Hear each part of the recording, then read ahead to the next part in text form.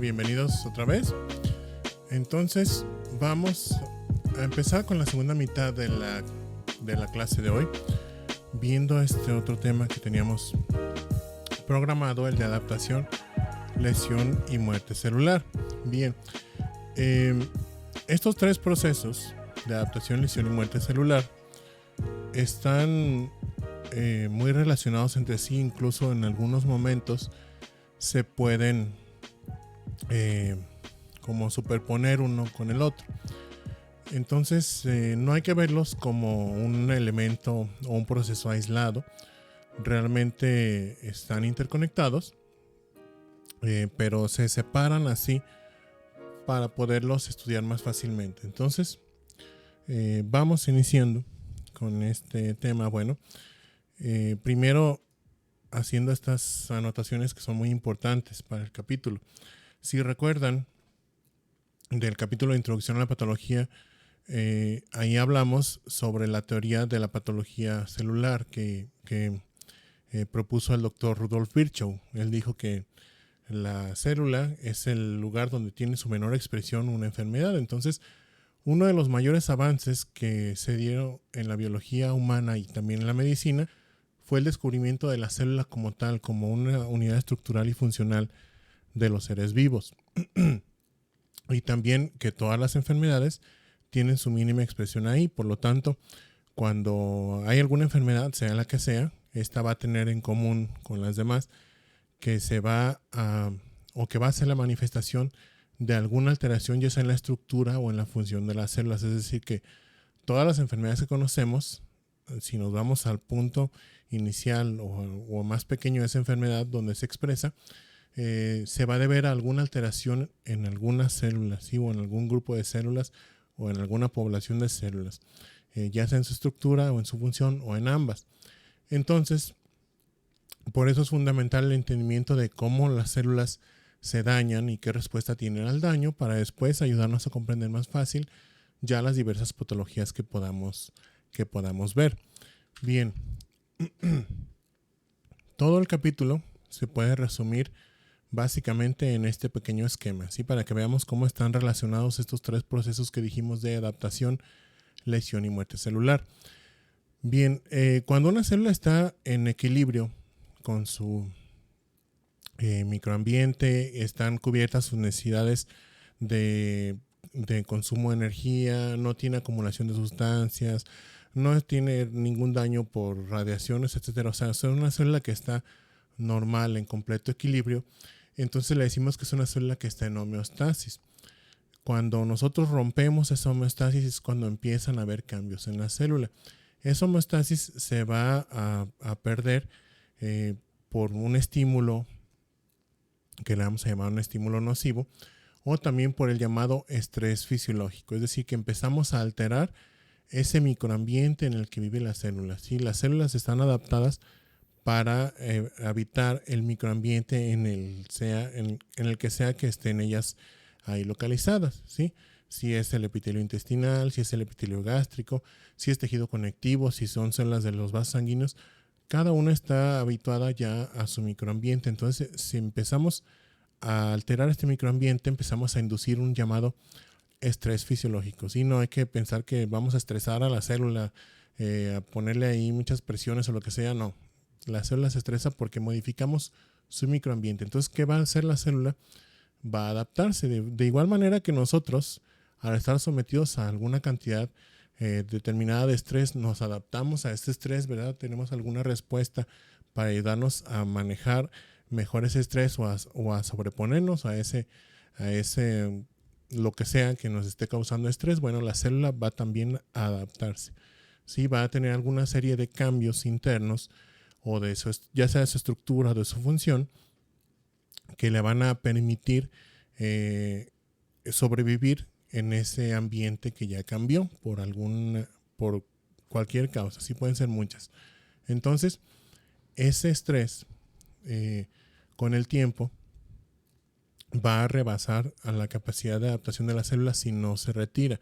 Si se retira ese estímulo nocivo o ese estrés fisiológico, bueno, la célula va a regresar al estado de homeostasis. ¿Sí? Entonces, las adaptaciones, aquí faltó ponerle la flechita de regreso en este esquema, siempre son reversibles. ¿Sí? Mientras estemos hablando de adaptación, es un cambio reversible. ¿Qué pasa cuando ya superamos la capacidad de esta célula para adaptarse? Entonces vamos a tener una lesión celular. Si el estímulo nocivo también es muy intenso, desde el principio, a veces a la célula no se le da la oportunidad de adaptarse, entonces directamente de la homeostasis podemos pasar al daño celular. Y el daño celular lo vamos a dividir en dos tipos, dependiendo de si puede recuperarse o no la célula. Cuando hablamos de daño celular reversible, como su nombre lo dice, la célula puede regresar a la homeostasis siempre y cuando ese estímulo nocivo o estrés fisiológico nuevamente se retire, si deje de alterar esa célula o ese microambiente de la célula. Entonces la célula puede regresar a la homeostasis. Sin embargo, si el estímulo nocivo es muy severo o es progresivo y se mantiene por mucho tiempo, vamos a rebasar también el umbral que separa el daño reversible del irreversible y entonces vamos a caer en un daño irreversible. Y el daño irreversible ya no tiene marcha atrás y ya no puede ahí regresarse la célula. Aunque le quitemos el estímulo nocivo, ya no se va a poder hacer nada, esa célula se va a morir.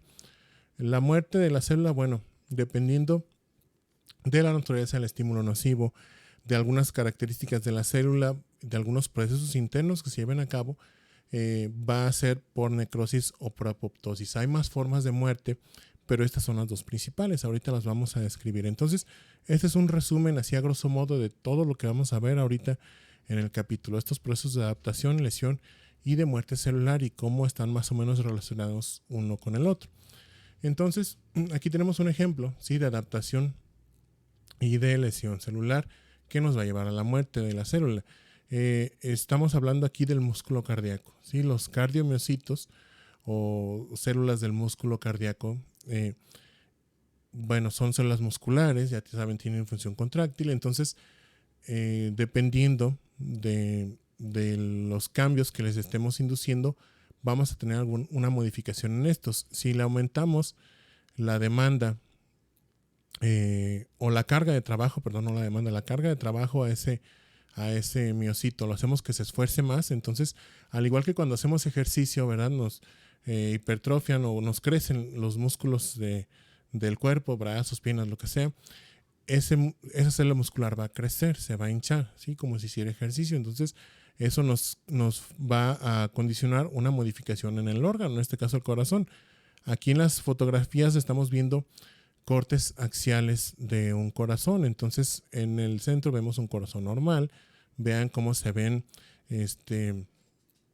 pues vamos a decir, de un calibre o de una capacidad de ser más o menos buena los ventrículos. Este es el ventrículo izquierdo y el ventrículo derecho. ¿Cómo los distinguimos? Pues el ventrículo izquierdo tiene mucho más músculo, ¿verdad? Porque es el que bombea la sangre a toda la circulación sistémica. Entonces, ¿qué pasa si engordamos o engrosamos a todos estos cardiomiocitos? Porque no va a ser nada más uno, van a hacerlo todos. El corazón va a crecer.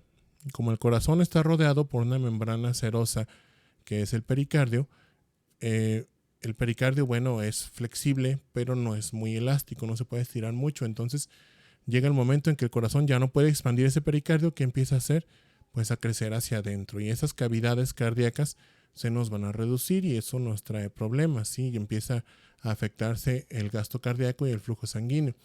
Pero aquí este cambio puede ser todavía reversible si se corrige la causa de esta hipertrofia o este crecimiento de las células cardíacas. En cambio, si nosotros les damos un estímulo nocivo más intenso, como sería la isquemia, ¿sí?, en el caso de los infartos o de la angina de pecho, bueno, va a empezar a haber cambios reversibles en el cardiomiocito. Aquí estamos viendo, empiezan a acumularse lípidos en el citoplasma, el núcleo empieza a condensarse un poquito ahí la cromatina, deja de contraerse, pero estamos hablando de un cambio reversible todavía. Si nosotros corregimos esa isquemia, si restauramos el flujo sanguíneo a las células cardíacas, entonces se van a regresar al estado de homeostasis. Esto por lo general no sucede porque las células cardíacas aguantan más o menos una media hora sin flujo sanguíneo. Entonces, a menos de que nos dé un infarto entrando al hospital, bueno, la mayoría estamos retirados de un centro de atención médica. Entonces, este tiempo en el traslado y todo hace que los cardiomiocitos duren más tiempo en isquemia y pues desarrollen una lesión irreversible que los va a llevar ya ahora sí a un proceso de muerte celular. En este caso sería por necrosis, y una vez que se mueren pues hay pérdida de ese tejido. Aquí estamos viendo en este corte de un corazón con un infarto. Fíjense cómo se ve un infarto muy grande en la cara anterolateral izquierda de ese corazón. Entonces aquí está un ejemplo de cómo, dependiendo de la intensidad del estímulo nocivo, podemos tener ya sea una adaptación o una lesión que puede ser reversible o irreversible dependiendo también de su duración. Bien, entonces vamos a entrar ahora sí ya de lleno a ir desglosando cada elemento de este capítulo, empezando con los mecanismos de adaptación celular. Para definir, bueno, esta es una definición de lo que es un mecanismo de adaptación. Son cambios, ahí está resaltado en negritas, reversibles, ojo.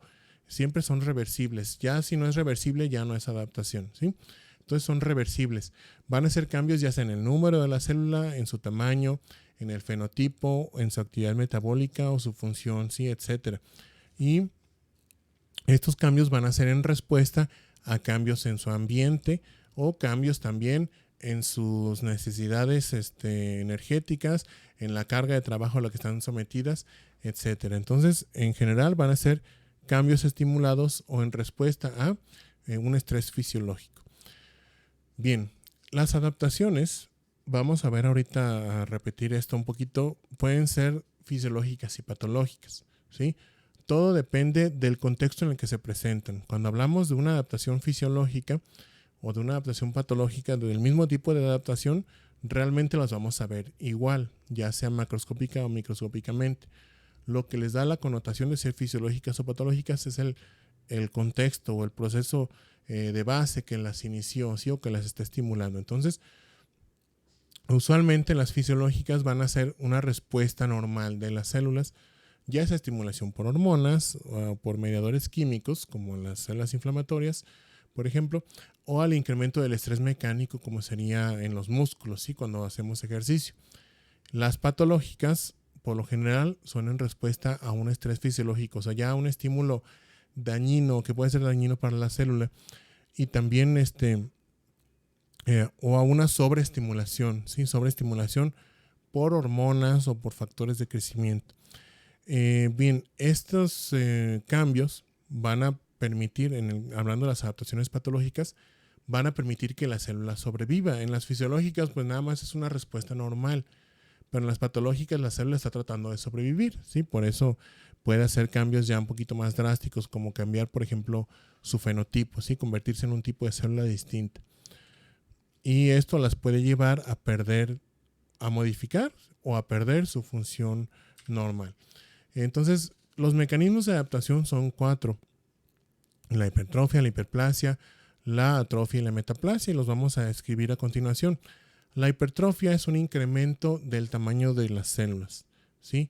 Este incremento del tamaño de las células va a hacer que se incremente el tamaño del tejido y por lo tanto del órgano en el que están, va a crecer ese órgano. Este aumento del tamaño se debe a un incremento de la síntesis de proteínas o de elementos estructurales de la célula. Por ejemplo, en una célula muscular de músculo estriado, aumentan pues ahí la cantidad de filamentos contráctiles que le dan más fuerza a la célula, y todo esto, al ocupar más espacio, va a hacer que la célula crezca o aumente su tamaño. Puede ser fisiológica o patológica, esto ya lo dijimos, se presenta en todas. La hipertrofia no se presenta por lo general en tejidos que no tienen capacidad replicativa, o sea, los tejidos que no pueden aumentar el número de células. Entonces, si necesita funcionar más ese tejido, o sea, le aumentamos la exigencia o la carga funcional, ¿qué va a hacer en respuesta? Pues aumentar el tamaño de sus células. Por ejemplo, los músculos, sí es el ejemplo más sencillo. Los músculos, cuando vamos al gimnasio a levantar pesas, si queremos levantar cada vez más peso, el músculo estriado no puede aumentar el número de células, ¿sí? Son células que ya son permanentes. Entonces, ¿qué va a hacer para aumentar su fuerza? Pues aumenta el tamaño o el grosor de cada fibra muscular y eso causa la hipertrofia de los músculos, ¿sí? Y aquí está el ejemplo más característico. Está causado por un aumento en la demanda funcional, ¿sí? O en el estrés mecánico, o también por una estimulación hormonal, como veríamos, por ejemplo, en las células musculares del útero cuando se produce el embarazo, ¿sí? Este es el caso más común de la hipertrofia del músculo estriado. Cuando sometemos el músculo a una carga excesiva, bueno, como no puede aumentar su número de células, ¿qué va a hacer? Aumentar el tamaño. Y aquí estamos viendo en un corte histológico un ejemplo de hipertrofia del músculo estriado. Fíjense cómo hay algunas células que están todavía de un grosor regular, que sería lo que veríamos normalmente, y hay otras células del músculo estriado que ya se ven muy gruesas. Las células del músculo estriado, acuérdense que son fibras, están alargadas. Entonces, aquí estamos viendo un corte transversal, ¿sí? Por eso las vemos redonditas, pero si las viéramos en un plano, si las giráramos el plano en el que estamos viendo 90 grados, veríamos que son largas, ¿sí? Como filamentos, no filamentos, más bien fibras gruesas y largas. Bien, la hiperplasia es parecida a la hipertrofia en cuanto a que va a causar un aumento en el tamaño de un tejido y también en el tamaño de un órgano. Pero aquí ese aumento de tamaño está dado porque se incrementa el número de células. En hipertrofia aumentaba el tamaño de las células, aquí aumenta su cantidad. Se va a deber con frecuencia a una proliferación celular acelerada, aunque aquí se pueden combinar distintos procesos, por ejemplo, que aumente un poquito la proliferación celular, pero que también disminuya la tasa de apoptosis, como se ve, por ejemplo, en hiperplasia de la próstata. ¿Sí? Ahí en hiperplasia de la próstata no necesariamente aumenta mucho la producción de células, pero sí disminuye la tasa de apoptosis, entonces se mueren menos células y se empieza a acumular ahí la cantidad de células en ese tejido. Puede ser fisiológica y patológica nuevamente, dependiendo del contexto en el que se presenta, y ocurre en los tejidos con capacidad replicativa. La hipertrofia en los tejidos que no tienen capacidad replicativa. Como no puede aumentar el número de células, aumenta el tamaño de las células. Aquí sí, los tejidos pueden aumentar su número de células, entonces van a hacer eso, hacer que proliferen más para tener más células y poder aumentar la función en general de ese tejido. Se puede presentar a veces combinada, a veces la podemos ver mezclada junto con hipertrofia, porque responde a estímulos muy similares, por ejemplo, aumento de la carga funcional o a una sobreestimulación por hormonas o factores de crecimiento. Aquí vemos algunos ejemplos. En la mama, ¿sí? En la glándula mamaria, se presenta de forma fisiológica un proceso de hiperplasia, ¿sí? Durante el desarrollo de la mujer, desde la niñez hasta la etapa adulta y durante el embarazo y lactancia, se presentan cambios en la mama que van a deberse a una proliferación de las células de ahí, a un aumento de la cantidad de células. Esta es una representación esquemática de una mama infantil, ¿sí? Una mama que no está madura todavía. Del lado izquierdo vemos cortes histológicos de la región del pezón y de la región profunda de la mama. Entonces aquí en el pezón estamos viendo del lado izquierdo, está señalado con el número 1, la piel o la epidermis que reviste el pezón, y vemos también aquí algunos ductos o conductos galactóforos, estos señalados con el número 4. Serían los ductos que drenan hacia el exterior de la glándula mamaria a través del pezón. Y aquí en la imagen que tiene la letra C, en la parte inferior izquierda, vemos el corte profundo del parénquima. Vemos con el número 1 marcado un ducto mamario y con el número 3 están señalados ahí los acinos mamarios.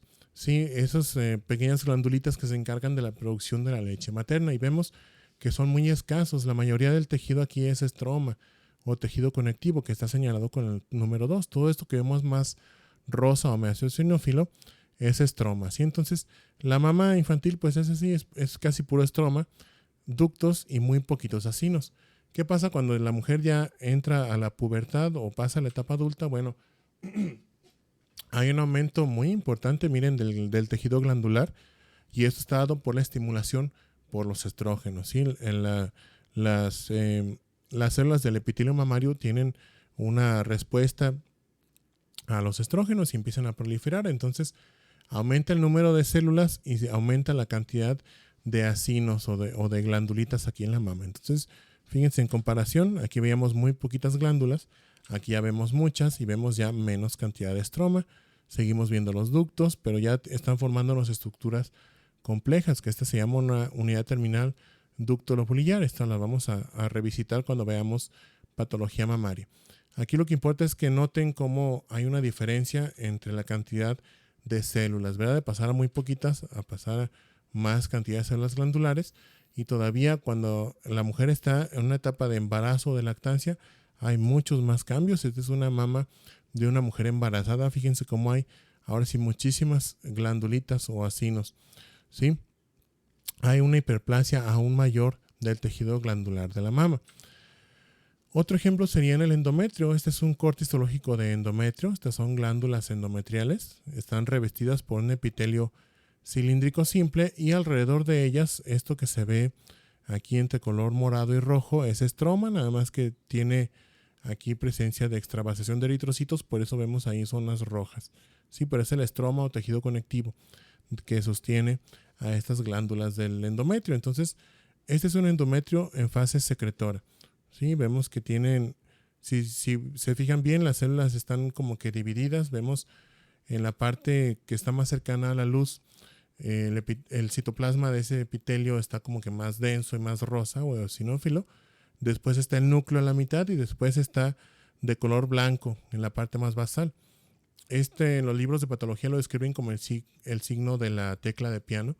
Yo creo que todos han visto el teclado de un piano. Se ve una imagen pues parecida. Acuérdense que aquí en la patología hay que usar mucho la imaginación. Entonces, este es un epitelio normal.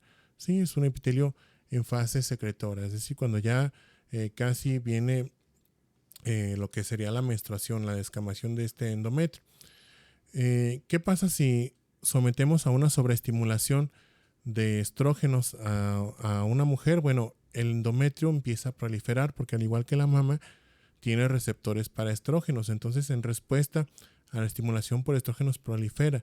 Si es una estimulación excesiva, entonces va a haber una sobre proliferación o sobrecrecimiento de las glándulas endometriales. Aquí estamos viendo cómo comparadas con el estroma, aquí veíamos mucho estroma y también glándulas, o sea, más o menos balanceado la cantidad de glándulas y estroma. Aquí ya no, aquí estamos viendo que hay muchas glándulas, ¿sí? Y menos estroma. Miren, para que las vean fácil, esta es una glándula, esta es otra glándula, sí, todas estas son glándulas del endometrio. Entonces, están aquí pues ya proliferando. Vemos muchas glándulas en comparación con el estroma. Si continuamos la sobreestimulación estrogénica, esto ya va a ir progresando, ¿sí? Aquí ya se nos está convirtiendo, esta es una hiperplasia que le llamamos hiperplasia sinatipia o hiperplasia pues sí, sinatipia o no atípica. Esta sería una hiperplasia atípica o ya con atipia, es decir, que las células ya tienen cambios en su morfología que ya no son normales, ya no corresponden con células del endometrio normal y las acerca más a una célula cancerosa, ¿sí? O una célula tumoral. Si recuerdan, cuando vimos lo del ciclo celular, en el ciclo celular hay muchos puntos de control. La finalidad que tienen estos es de garantizar, entre comillas, o tratar de disminuir la frecuencia con la que se producen mutaciones en el genoma. Entonces, si estamos nosotros acelerando este proceso de replicación porque hay una sobreestimulación de hormonas, ¿qué es lo que va a pasar? En algún momento, eventualmente, alguna mutación se nos va a ir, ese ciclo celular, como está acelerado, no va a poder regular a lo mejor completamente todas las mutaciones y alguna que otra se nos puede ir, y entonces tendríamos ya una célula mutante, que no necesariamente es una célula cancerosa. Pero cuando una célula ya empieza a mutar, después se le pueden agregar nuevas mutaciones y eso la va convirtiendo poco a poquito en una célula de cáncer. Entonces, la hiperplasia ya nos aumenta el riesgo en ciertos tejidos para padecer un carcinoma, no en todos. Por ejemplo, en la próstata no se ve necesariamente que haya una progresión de hiperplasia hacia carcinoma, pero en otros, como en el endometrio o como en la mama, sí se ve que está relacionado. Entonces, esa sería una de las desventajas de la hiperplasia en este tipo, que ya sería patológica por una sobreestimulación. ¿Qué estamos viendo aquí? Ya hay muchas células, aquí está, muchas glándulas y muy poquito estroma. Vemos que las glándulas están pegando una con la otra y hay menos estroma. Esto nos lo hace ser, le da una denominación que antes usábamos que se llama hiperplasia compleja, ¿sí? Pero sobre todo la morfología de las células ya nos dice que ya no son células normales. Si esto progresa, entonces se nos puede convertir ahora sí en un carcinoma. Este es un carcinoma endometrioide de alto grado que ya tiene áreas sólidas, o sea, ya no están formándose glándulas como aquí. Ya vemos nada más una masa ahí de células que nos llena completamente ese espacio. Sí, este ya es un carcinoma de alto grado invasor. Y esto se dio por una sobreestimulación estrogénica sostenida. Bien, la atrofia sería el proceso contrario a estas dos que ya vimos. La hiperplasia y la hipertrofia tienen como finalidad aumentar la función de ese tejido cuando son de forma fisiológica, o aumentan, ya vimos la cantidad de células en la hiperplasia cuando es una estimulación patológica, si es una sobreestimulación. La atrofia es lo opuesto, aquí disminuye tanto el número de células como el tamaño de las células también. Entonces, esto se provoca o está causado por un estímulo opuesto a lo que nos desencadenaría una hiperplasia o una hipertrofia. Es decir, si en las otras era por un aumento en la carga funcional de ese tejido, aquí es por una disminución en la actividad. Por ejemplo, en la actividad mecánica, como en los músculos, nuevamente, si hacemos ejercicio, crecen los músculos, se hipertrofian. Si dejamos de hacer ejercicio, los músculos se adelgazan, se empiezan a atrofiar. La isquemia progresiva también produce atrofia de los tejidos en general porque les llega cada vez menos sangre, menos nutrientes, las células tienen menos energía, empiezan a hacer un proceso de autofagia, eso que dijimos que se consumen a ellas mismas sus mismos organelos y empiezan a reducir su tamaño. La desnutrición, pues obviamente, si no tienen las células nutrientes esenciales para darles energía, empiezan otra vez ese proceso de autofagia y empiezan a atrofiarse. O la reducción de estimulación hormonal. En los tejidos que dependen de una estimulación hormonal constante para mantener cierta población de células, si nosotros quitamos ese estímulo hormonal, empieza a disminuir la cantidad de células. Entonces, la atrofia está causada por un descenso en la producción, ya sea de proteínas o de elementos estructurales de la célula, o por un aumento en la degradación de proteínas. Eso que veíamos de los proteasomas que destruyen las proteínas, aceleran su actividad ahí en las células y eso hace que disminuya la cantidad de proteínas en la célula y se hace más pequeñita. Bien, y tenemos algunos ejemplos. Este es el que les dije, el músculo estriado. Cuando tenemos una actividad física constante, los músculos tienen cierto grado de hipertrofia. Si disminuimos o cesamos esa actividad por una buena cantidad de tiempo, esto no pasa obviamente de un día para otro, se van a atrofiar los músculos, van a disminuir su tamaño porque disminuye el tamaño o el espesor de cada fibra muscular. La isquemia progresiva también nos causa atrofia. Este es un cerebro de una persona normal, sin alteraciones, y este de aquí es un cerebro de una persona que tenía isquemia cerebral crónica, tenía aterosclerosis en las arterias carótidas, entonces le llegaba un flujo de sangre reducido al cerebro y esto provocó una atrofia de la corteza. ¿Cómo podemos ver que está atrófica? Bueno, fíjense bien cómo cada uno de estos pliegues o circunvoluciones se ve más delgado aquí, ¿sí? Más delgado aquí del lado derecho que del lado izquierdo. Aquí los vemos más gruesos estos pliegues, y los huecos o las fisuras que están entre cada pliegue se ven más marcadas del lado derecho, están más como más amplias o más abiertas que del lado izquierdo. ¿Sí? Es porque aquí hubo un proceso de atrofia por una isquemia prolongada o una atrofia por una disminución en la estimulación hormonal, como pasaría en el ectocervix. De aquí, esta imagen de la izquierda es una microfotografía de un corte histológico del ectocervix de una mujer en edad reproductiva.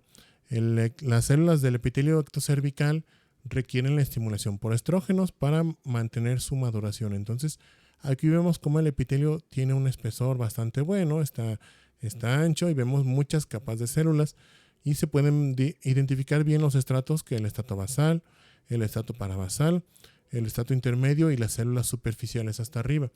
Y vemos cómo conforme van ascendiendo las células van madurando. Esto ya lo habíamos hablado un poquito en los temas de introducción a la patología.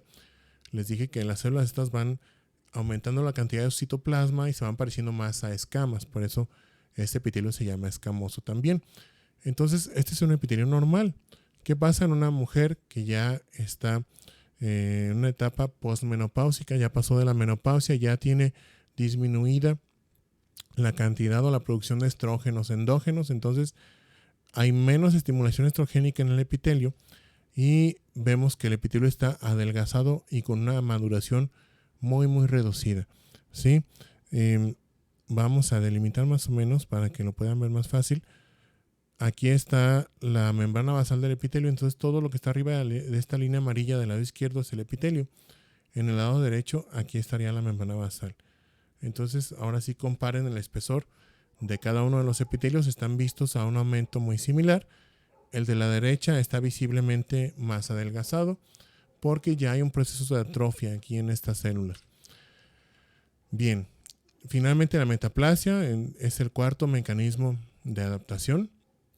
Y este ya es distinto de los anteriores que vimos. Aquí se va a cambiar, pero el fenotipo de la célula. ¿Sí? En vez de tener una célula de un tipo específico, se va a convertir en otra célula distinta. Y esto con la finalidad de que la célula pueda sobrevivir a una agresión ahí en su microambiente. Este cambio, aquí es muy importante esto, es selectivo. Es decir, no es un cambio al azar. Está inducido por una agresión a la célula en su microambiente, un cambio en su microambiente, que ya sea una agresión química, por ejemplo, que es de lo más común, esté irritando ahí la célula. Entonces, como esta no es resistente a esa agresión, se cambia por un tipo de célula distinta. Bien, este cambio no va a darse en la célula como tal que está siendo agredida, sino en las células madre que se encargan de repoblar a esas células de ese tejido. Se va a producir una reprogramación y ahí en vez de darnos o de producir las células madre células de un tipo, van a producir células de un tipo distinto o de un fenotipo distinto. Puede ser esta también fisiológica o patológica. Por lo general la vemos patológica, pero fisiológica se ve, por ejemplo, en el cérvix, en la transición entre el endocérvix y el ectocérvix. Hay una zona donde el epitelio tiene características intermedias, se va transformando de epitelio escamoso estratificado a un epitelio cilíndrico simple. Esa es una zona de metaplasia, sí, pero esa es fisiológica y no está dada por ningún tipo de agresión al epitelio. La patológica es la que vemos ya cuando tenemos un estímulo nocivo ahí agregado. Entonces dijimos, en la patológica, bueno, las células se van a cambiar por un tipo resistente a este estímulo nocivo. Aquí vemos unos ejemplos de metaplasia patológica. A continuación, este es uno muy común, que es el esófago de Barrett. En el esófago tenemos normalmente este revestimiento de epitelio, que es epitelio escamoso estratificado no queratinizado, igualito al que tenemos, o al que tienen las mujeres, en el ectocérvix. Entonces, cuando hay reflujo gastroesofágico, hay regresión del contenido gástrico hacia el esófago. Este epitelio, aunque está muy grueso y todo, no es resistente a las agresiones químicas por ácidos.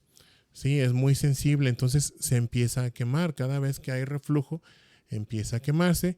¿Qué es lo que pasa? Como este daño al epitelio va a inducir una respuesta inflamatoria y demás, eso va a causar una reprogramación en las células madre, las células que están aquí en el estrato basal que le estoy señalando. Entonces, esas células madre, en vez de producir células de epitelio escamoso, van a empezar a producir células de epitelio columnar, pero de tipo intestinal. O sea, va a haber una metaplasia intestinal.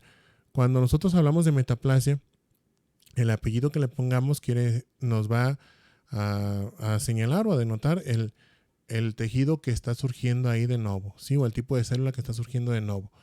Entonces, si decimos metaplasia intestinal, quiere decir que el tejido que había ahí o el epitelio que había ahí cambió por epitelio de tipo intestinal, que es lo que pasa en el esófago de Barrett. Aquí estamos viendo cómo ya el epitelio de ser escamoso se nos convirtió en un epitelio cilíndrico simple que tiene también células caliciformes, esas que están señaladas con estas flechas amarillas, que son las que vemos en el intestino. ¿Por qué este tipo? Bueno, porque este epitelio intestinal es muy resistente a las quemaduras por ácido. Les dije, es un cambio selectivo, ¿sí? No se da al azar. Entonces, esto va a hacer que el epitelio sea resistente. Como va a continuar, obviamente es esperado que continúe ese evento de reflujo que nos dio origen a esta metaplasia. El epitelio que queda ahí se va a seguir lesionando y va a seguir habiendo reprogramación en las células madre. Cuando hay reprogramación de las células madre, también aumenta el riesgo de que se presenten mutaciones y eso nos vaya a acercar a una neoplasia maligna. Aquí en esta imagen estamos viendo una zona de esófago de Barrett. Aquí vemos la flecha, esta nos está señalando una célula caliciforme. Este es el epitelio cilíndrico simple de tipo intestinal, pero aquí esta flecha de punta más larga nos está señalando un área ya de displasia. ¿Sí? La displasia es como una lesión premaligna. Ahorita no vamos a abundar mucho en eso. Eso es el tema de neoplasias, pero es una lesión premaligna. Entonces aquí ya vemos una zona de displasia que nos está acercando cada vez más a la formación de algo como esto. Esto ya es un adenocarcinoma del esófago, sí, o de la unión esófago-gástrica que surgió de un esófago de Barrett previo. Entonces, nuevamente, al igual que como vimos que la hiperplasia nos puede acercar al desarrollo de una neoplasia maligna, la metaplasia también. De hecho, en la metaplasia hay más riesgo porque aquí está habiendo reprogramación de las células madre. ¿Sí? En la hiperplasia, bueno, las fallas en la transcripción se dan porque están de forma acelerada dándose el ciclo celular, pero aquí se están activando algunos genes y desactivando otros. Entonces, en uno de esos eventos se pueden activar genes que aumentan la tasa de proliferación de la célula y eso las puede convertir en células cancerosas. Otro ejemplo, este es un caso en el que el cambio se da lo opuesto, ¿sí? O al revés que en el esófago de Barrett. Esta es la metaplasia escamosa. Si les dije, en el esófago de Barrett es una metaplasia intestinal porque aparece tejido o epitelio intestinal. En la metaplasia escamosa, entonces va a aparecer pero tejido escamoso. Aquí en el recuadro con la letra A, tenemos epitelio respiratorio. Es el que reviste toda la vía respiratoria. ¿Sí? Es un epitelio cilíndrico pseudoestratificado que tiene células ciliadas y tiene células caliciformes. ¿Sí? Tiene una función muy específica. Este también lo vamos a ver más a detalle en el capítulo de patología pulmonar. ¿Qué es lo que pasa si somos fumadores crónicos o si trabajamos en un ambiente donde estemos respirando constantemente vapores que son irritativos para este epitelio, o humo o partículas que lo irriten? Entonces, perdón, este epitelio se va a transformar. Se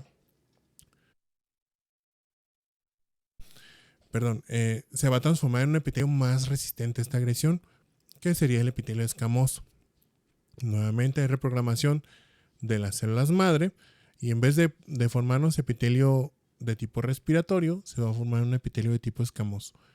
Pero el problema sigue siendo muy similar al que vimos en el esófago de Barrett. Con el tiempo, si se mantiene el estímulo nocivo que causó esta metaplasia, puede ir el epitelio transformándose, teniendo transformaciones premalignas que después lo convierten en un carcinoma. Aquí estamos viendo la progresión de displasia de bajo grado, displasia moderada, displasia severo, carcinoma in situ, hasta convertirse ya en un carcinoma. ¿Sí? En este caso sería un carcinoma de células escamosas. Algunas veces la metaplasia no tiene como efecto nocivo únicamente la formación o la progresión es un carcinoma. Por ejemplo, aquí en la vía respiratoria, esta metaplasia escamosa tiene consecuencias que no necesariamente se derivan de que se produzca un cáncer o no. Eh, el epitelio respiratorio tiene una función muy específica de mantener limpia la vía respiratoria. Cuando lo cambiamos por epitelio escamoso, se pierden la mayoría de esas funciones y entonces empieza a haber, por ejemplo, acumulación de secreciones en la vía respiratoria o colonización por microorganismos que antes no se veía. Bien, esos son los mecanismos de adaptación. ¿Hay alguna duda de estos 4 que vimos ahorita? Bien, entonces vamos a pasar a lo siguiente del capítulo, que sería la lesión y la muerte celular. Estos 2 procesos los vamos a ver juntos porque les dije que están muy relacionados y a veces se sobreponen. Las causas por lesión celular pueden ser muchas. Aquí vemos algunos ejemplos de las principales. La hipoxia o isquemia, que nos reduce la cantidad de ATP o hace que se acabe el ATP de la célula y la célula entonces se muera porque ya no tiene energía. Los agentes físicos como el frío, el calor o la electricidad, que pueden destruir las células porque las dañan directamente. Agentes químicos que pueden causar daños en la membrana celular y romperlas, o drogas también que pueden intervenir con el metabolismo celular. Los agentes infecciosos como las bacterias, virus o los hongos que causan daños intracelulares o directamente destruyen a la célula por liberación de enzimas proteolíticas. Las reacciones inmunológicas, ¿sí? Cuando tenemos una enfermedad autoinmune, nuestras mismas células de la inmunidad liberan enzimas que son dañinas para nuestras células y las destruyen. Las anomalías genéticas que pueden causar, por ejemplo, una acumulación de proteínas anómalas dentro de la célula. Ya les puse el ejemplo de lo que pasa con una proteína mal doblada en el retículo endoplásmico, que se empieza a acumular, esto aumenta el estrés del retículo endoplásmico y termina con la muerte de la célula. Entonces, algunas anomalías genéticas pueden causar esto. O los desórdenes nutricionales, ¿sí? Cuando la célula no tiene suficientes nutrientes para estar produciendo energía y estar renovando sus componentes celulares, la célula empieza un proceso de autofagia y si esta se prolonga por mucho tiempo, se muere la célula también. En este esquema vemos representados los distintos cambios que se van a presentar en el proceso de lesión y de muerte celular. Cómo se van manifestando en distintos niveles en la célula y también qué es lo que pasa con la función celular. Entonces, cuando inicia un estímulo nocivo en la célula, ¿sí? Aquí vemos en la tabla cómo está el eje de las X está en función del tiempo, en el eje de las Y están el efecto, ¿sí? de cada una de estas manifestaciones. La función celular, fíjense cómo conforme avanza el tiempo rápidamente decae. Vamos a poner el ejemplo de la isquemia en el miocardio. ¿Qué pasa cuando hay isquemia? Inmediatamente la función de las células musculares disminuye, ¿sí? Donde está la isquemia. Y empieza a haber una serie de cambios que se van manifestando conforme pasa el tiempo, ¿sí? En distinto momento. Lo primero que vamos a ver son los cambios o alteraciones bioquímicas. Empieza a haber ruptura de proteínas, de filamentos internos, degradación de algunas proteínas y demás que se puede detectar muchas veces. Si han ido, no sé, a alguna guardia ahí en un área de urgencias y les tocó ver a algún paciente infartado, bueno, aparte de tomarle un electrocardiograma, se le toman también las llamadas enzimas cardíacas, ¿sí? Que son sustancias que se detectan en la sangre que son producto de la degradación de ciertas proteínas dentro del músculo cardíaco, ¿sí? Entonces se rompen estas proteínas, se liberan a la circulación y ahí se pueden detectar. Son cambios bioquímicos. Después de los cambios bioquímicos se pueden detectar ya en la célula cambios ultraestructurales, es decir, en la ultraestructura, lo que vemos en el microscopio electrónico, cambios en los organelos, que edema de las mitocondrias, separación de los ribosomas del retículo endoplásmico rugoso, edema del retículo endoplásmico, etc. Después de estos vienen los cambios en la microscopía de luz. ¿Sí? Conforme avanza el tiempo son cada vez más evidentes, es decir, la microscopía convencional. Y finalmente los cambios macroscópicos, ¿sí? Lo que veríamos ya a simple vista en un tejido. Por ejemplo, en un corazón, pues ya que veríamos ahora sí una franca zona de necrosis, ¿sí? Pero cuando ya vemos esto, pues ya tiene consecuencias muy graves para el paciente. No podemos esperarnos a ver cambios macroscópicos en un órgano. Siempre tratamos de detectar los primeros cambios moleculares, por ejemplo, para darle un tratamiento rápido, oportuno a ese paciente.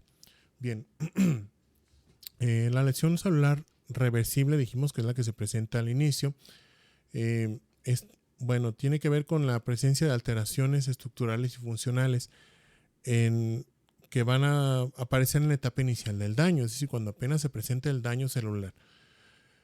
Pero estas se pueden corregir, ¿sí? Se pueden corregir, ya habíamos dicho, si el estímulo se quita, si el estímulo nocivo. En este caso, por ejemplo, la isquemia, si resolvemos la isquemia, esas alteraciones en la estructura y función de las células cardíacas van a revertirse.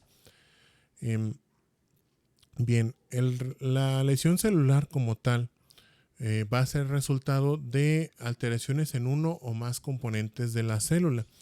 Estos son los tres principales: las mitocondrias, las membranas de la célula, ya sea la citoplasmática o la de los organelos, y el núcleo de la célula. Si empiezan a haber cambios en estos tres componentes principalmente, y eso nos va a alterar la función de la célula y nos la va a dañar. Y bueno, como parte del espectro del espectro de manifestaciones de la lesión celular, vamos a ver cambios morfológicos. Estos son los más frecuentes que vemos: edema celular o una hinchazón de la célula por acumulación de agua, la formación de bulas citoplasmáticas, la membrana celular, o citoplasmática, empieza a expandirse y a formar como burbujas, ¿sí? Hay eosinofilia citoplasmática porque hay desnaturalización de ácidos nucleicos. Si recuerdan, la mayoría de los ácidos nucleicos está en el núcleo, pero en el citoplasma también tenemos el ADN mitocondrial y también el ARN mensajero. Entonces todo eso se empieza, sobre todo el ARN mensajero, se desnaturaliza. Entonces la célula la vemos más rosa, así como el citoplasma más rosa o eosinófilo. O el cambio graso, como en la mayoría de las lesiones vamos a alterar el metabolismo de la célula, empiezan a activarse vías metabólicas alternas a la vía aerobia o la respiración aerobia, y entonces empieza a haber acumulación de ácidos grasos dentro del citoplasma. Aquí vemos entonces los tres componentes principales que se van a afectar para producirnos una lesión celular. En las mitocondrias, cuando hay lesión mitocondrial, esto va a comprometer la producción de ATP. ¿Sí? La disminución de ATP disminuye todas las funciones dependientes de ATP, entonces va a haber daño celular. Además, va a hacer que aumente la producción de las llamadas especies reactivas de oxígeno, que al salir de aquí de la mitocondria van a causar daño por todos lados, ¿sí? Dentro de las mismas membranas celulares o en los ácidos nucleicos. Entonces todo esto se traduce en un daño celular. Cuando es muy drástico el daño en la mitocondria, esto nos va a llevar a un proceso de necrosis de la célula. Las membranas de la célula también son muy importantes y se ven dañadas frecuentemente cuando hablamos de un daño celular. Ya sea que se dañe la membrana histoplasmática o la membrana de los lisosomas. Recuerden, los lisosomas son estas vacuolas dentro del citoplasma que tienen enzimas proteolíticas. Entonces, si se daña la membrana de los lisosomas, se rompen los lisosomas, liberan todas estas enzimas adentro de la célula, y esto literalmente digiere a la célula de dentro hacia afuera, ¿sí? La destruye desde el interior. Si se rompe o si se daña la membrana citoplasmática, bueno, eso va a causar un estallamiento literal de la célula explota y libera sus contenidos al exterior, y esto pues también se va a traducir en un proceso de necrosis. Por otra parte, el núcleo, les dije, también es uno de los componentes que se dañan o que son blanco del daño celular. Aquí, bueno, están los ácidos nucleicos, ¿sí? Está el ADN. Entonces, ya sea por radiación o la presencia de mutaciones, se nos puede dañar ese ADN, pero también por la liberación de especies reactivas de oxígeno que dijimos se pueden producir en las mitocondrias cuando hay isquemia. Entonces una isquemia nos puede también producir un daño en el ADN. Cuando se liberan esas especies reactivas de oxígeno, vienen y destruyen aquí o rompen las hebras de ADN. Bueno, se puede reparar a veces, pero en otras ocasiones no. Si no se puede reparar, entonces empiezan a activarse en cascada y unas proteínas que se llaman caspasas, y esto nos va a llevar a una muerte también de la célula por apoptosis. Entonces, esto sería lo primero que vemos aquí como en primer nivel, lo que sucede en esos tres elementos de la célula cuando empieza el daño. Ya cuando rebasamos de cierto umbral, entonces ya pasamos a lo que es el daño irreversible de la célula y que nos va a llevar a una muerte de la célula. Bien, de estos tres elementos, las mitocondrias tienen un papel fundamental. Les dije, estas pueden dañarse por distintas circunstancias: radiación, toxinas, isquemia, la misma lesión por reperfusión, que es cuando un tejido está isquémico, se altera todo el metabolismo de las células y de repente resolvemos ya la isquemia. Al llegar nuevamente la sangre con oxígeno, ese exceso de oxígeno y de iones que trae la sangre puede terminar por dañar más la célula en ocasiones. Entonces, cuando se dañan las mitocondrias, aumenta la producción de estas especies reactivas de oxígeno. En condiciones normales, las especies reactivas de oxígeno son neutralizadas, ¿sí? Se convierten en agua o en otros iones de oxígeno que no son reactivos. Perdón, denme un minutito para que se quite el ruido y ahorita seguimos.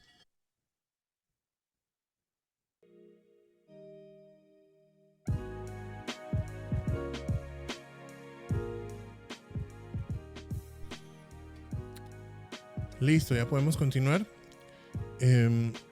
Les estaba diciendo entonces que en la mitocondria se producen estas especies reactivas de oxígeno, que normalmente son inactivadas o son neutralizadas por una serie de enzimas que están ahí, que las van a convertir en moléculas que ya no son dañinas o potencialmente dañinas para los componentes intracelulares. Sin embargo, cuando hay una lesión severa de las mitocondrias, estas especies reactivas de oxígeno pueden salirse de ahí, del interior de la mitocondria, y entonces nos van a causar, fíjense, más daño en el interior de la célula. Nos van a dañar las mismas membranas celulares, ya sea del citoplasma o de los lisosomas. Si dañan las de los lisosomas, bueno, esto nos haría que se continúe esta cadena de eventos, ¿verdad? Que se destruyan los lisosomas, liberando más componentes nocivos para la célula. Pueden dañar las proteínas, pueden inducir un desdoblamiento o un mal plegamiento de las proteínas, lo que haría que dejaran de funcionar, o producir fragmentación de las proteínas, y también pueden causar fragmentación del ADN, lo que va a ocasionarnos que se pueda presentar una mutación, ¿sí? Que ese ADN se empalme a lo mejor después de forma incorrecta, o que se agreguen ahí algunos pares de bases nitrogenadas y eso nos forme una mutación en algún gen. Entonces, las mitocondrias tienen un papel fundamental en lo que es el daño celular. Bien, les hablé sobre la morfología de las células así a grandes rasgos cuando hay una lesión celular.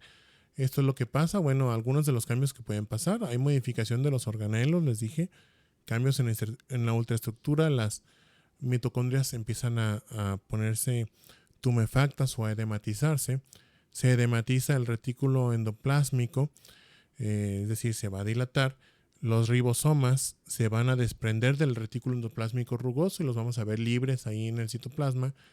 Puede haber fragmentación del citoesqueleto, sí, que esta se puede observar ya después en la microscopía electrónica, haciendo las llamadas figuras de mielina. Se combinan estos agregados de citoesqueleto con fragmentos de la misma membrana citoplasmática, ¿sí? Con fosfolípidos. Entonces hacen como unas, se enrollan, se hacen como unas figuras así enrolladas concéntricas que se parecen a las vainas de mielina, por eso les llaman así, ¿sí?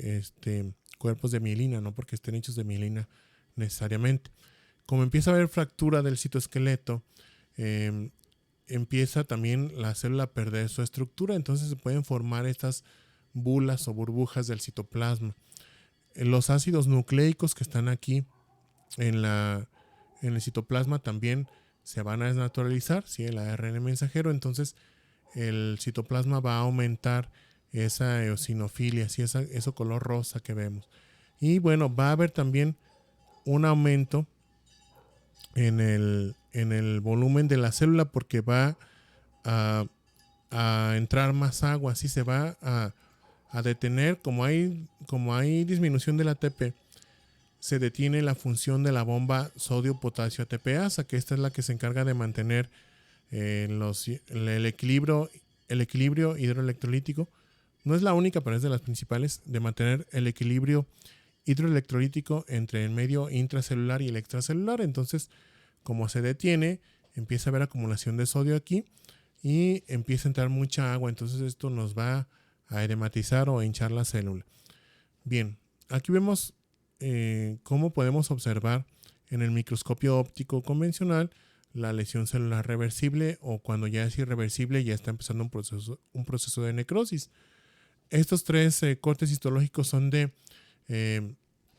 túbulos renales, y este es epitelio tubular o epitelio de los túbulos renales. Aquí vemos en la imagen de la izquierda el epitelio normal.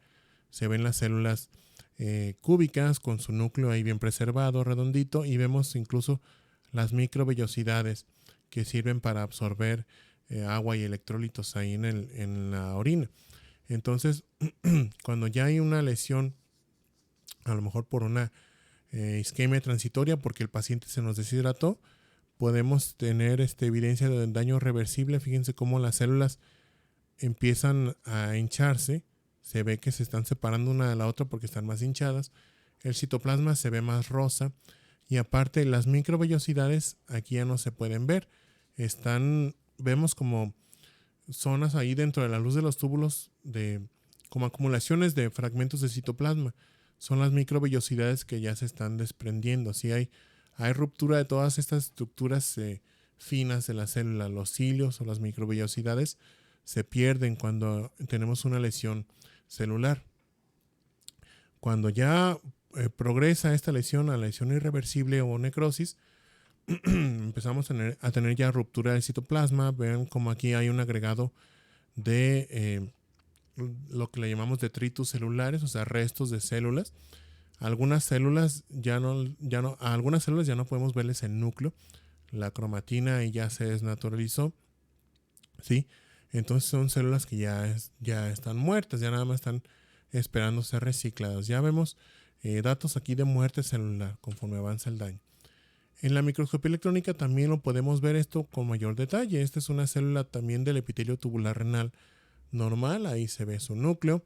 Estas estructuras son las microvellosidades, estas como filamentos muy delgaditos. Y estas pequeñas estructuras más electrodensas o más oscuras que tienen forma de esfera o de una fibra ahí alargada son las mitocondrias. Entonces, cuando hay lesión reversible, fíjense, lo primero que pasa, se pierden las microvellosidades, aquí ya no están. El núcleo empieza a condensarse porque se condensa la cromatina, y las mitocondrias empiezan a aumentar su volumen. ¿Sí? Aquí vemos vamos señalando más o menos. Esta es una mitocondria. Y aquí vean una mitocondria edematizada. Toda esta, o sea, es una sola mitocondria. Sí, aquí están hinchadas. Cuando ya hay lesión irreversible, fíjense cómo la membrana del citoplasma que debería estar aquí ya no está.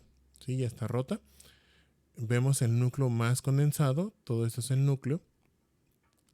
Y las mitocondrias están más edematizadas, pero ya no se ve su estructura normal de que tienen ahí sus crestas y demás. Ya también está en un proceso de destrucción. Sí, ya no son funcionales esas mitocondrias. Sí, entonces esta célula ya está en un proceso de muerte o de lesión irreversible.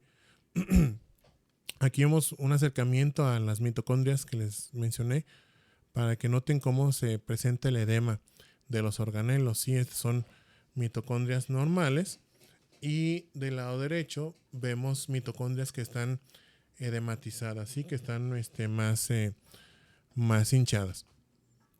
Y esto pues como producto de una lesión celular. Bien, después de la lesión celular pasaríamos entonces ya a la muerte de la célula. hay muchos tipos de muerte celular, pero las dos principales son estas, la necrosis y la apoptosis.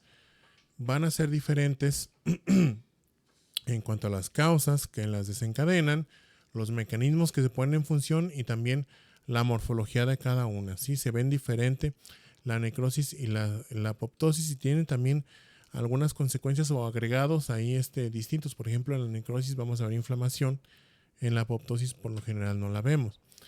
Bien, la necrosis, vamos a empezar con esta forma de muerte, es un resultado de un daño celular severo. ¿Sí? Que lo que va a hacer va a provocar que se rompa la pared de la célula, se liberen los contenidos de la célula al exterior y esto nos va a causar una inflamación y esta se considera que es siempre patológica. ¿Sí? Vamos a ver una excepción que en una forma particular de muerte celular, pero por lo general la necrosis se considera siempre patológica. ¿Qué características tiene la necrosis? Bueno, ya les mencioné la primera, que hay una disrupción de la membrana de la célula, tanto la membrana citoplasmática como la de los lisosomas. Entonces, hay ruptura de lisosomas en el interior de la célula, se liberan las enzimas proteolíticas y hay ruptura de la membrana citoplasmática que provoca la liberación de los contenidos del citoplasma de la célula. Se van a escapar o fugar del interior de la célula todos los componentes intracelulares y esto nos va a causar una respuesta inflamatoria en respuesta a estos componentes. Bien, ¿cómo vamos a ver la necrosis al microscopio? Se ve muy parecida a lo que veíamos en la lesión reversible, nada más algunos cambios están un poquito más acentuados. Por ejemplo, hay aumento de la eosinofilia del citoplasma, o sea, lo vemos más rosa. Se pueden ver también las figuras de mielina. Vamos a ver cambios celulares cambios nucleares, que no veíamos en la lesión reversible. El núcleo puede presentar alguna de esas tres configuraciones, la cariólisis, pignosis o cariorrexis.